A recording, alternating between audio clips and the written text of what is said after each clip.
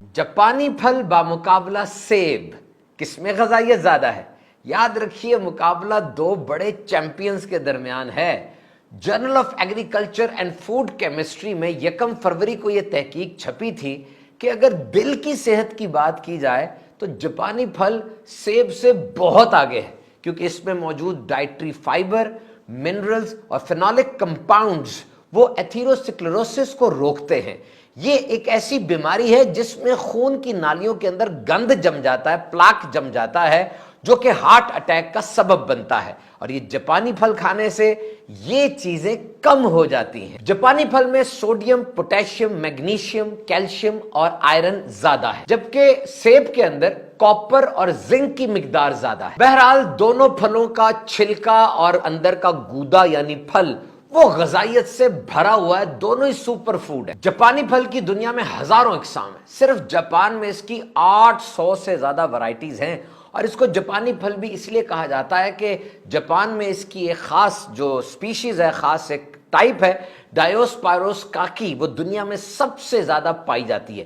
ویسے اس کا place of origin وہ چائنا ہے، کہا جاتا ہے چائنا میں سب سے پہلے اگایا گیا تھا، لیکن جاپان کا یہ قومی پھل ہے۔ اس کو پکا ہوا کھائیں، کچا کھائیں گے تو نقصان ہو سکتا ہے۔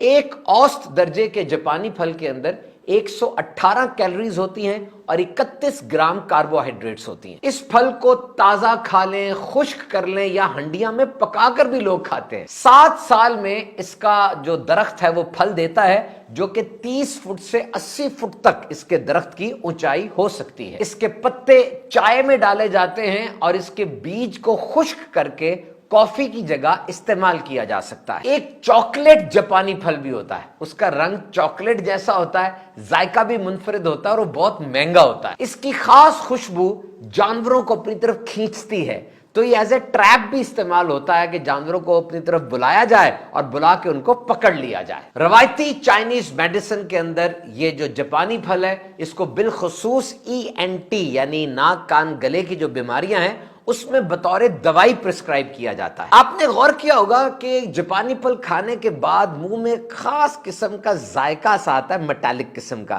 اسے انگلش میں medicinal electric card board test کہا جاتا ہے، ایسٹرنجنسی بھی کہتے ہیں۔ کسیلا سا ذائقہ آتا ہے اور منہ تھوڑا خشک سا ہو جاتا ہے۔ اس کی وجہ اس میں موجود ٹیننز ہیں، یہ خاص قسم کا کمپاؤنڈ ہے جو کھانے کے بعد منہ کو ڈرائی کر دیتا ہے، جیسے انگلی میں ایلفی لگ جائے جو کیفیت ہوتی ہے، ایسے منہ کی کیفیت ہو جاتی ہے۔ بہرحال وہ ایک چیز ہے لیکن غذائیت سے یہ بھرا ہے۔ بعض ملکوں میں ڈرائی فروٹ کے طور پر بھی یوز ہوتا ہے، باقاعدہ ایسے پلانٹس لگے ہوئے، فیکٹریز لگی ہوئی ہیں جہاں پہ املوک کو اس پھل کو سکھایا جاتا ہے۔ روزانہ ایک جاپانی پھل کھانے سے دل کی بیماریوں کا رسک کم ہو جاتا ہے، اور ساری تحقیقات جو کی گئی ان کے مطابق جاپانی پھل میں اینٹی آکسیڈنٹس بہت زیادہ ہیں جو انسان کو کینسر سے بچاتے ہیں۔ اور یاد رکھیے سوجن، جس کو انفلیمیشن کہتے ہیں، جسم کے اندر ہو جائے تو یہ بہت سی بڑی بڑی بیماریوں کی وجہ بنتی ہے۔ جاپانی پھل کا مسلسل استعمال انفلیمیشن یعنی سوجن کو بھی کم کرتا ہے۔ آنکھوں کی صحت کے لیے بہت اچھا ہے۔ 2 اس کے اندر چیزیں ہیں، لیوٹین اور زیزینتھن۔ 1,00,000 لوگوں پر کی ہوئی تحقیق کے مطابق جو لوگ لیوٹین اور زیزینتھن زیادہ استعمال کرتے ہیں ان میں آنکھوں کی بیماری کا رسک کم ہو جاتا ہے۔ یہ دونوں اجزاء کن کھانوں میں موجود ہیں سنیے۔ جاپانی پھل ساگ، سٹے، انڈے، ایگز، گاجر وغیرہ کے اندر یہ موجود ہوتا ہے۔ یہ پھل چونکہ غذائیت سے بہت زیادہ بھرا ہوا ہے، اس لیے اس کو زیادہ استعمال نہیں کرنا، اعتدال کے ساتھ استعمال کریں، صحت مند رہیں۔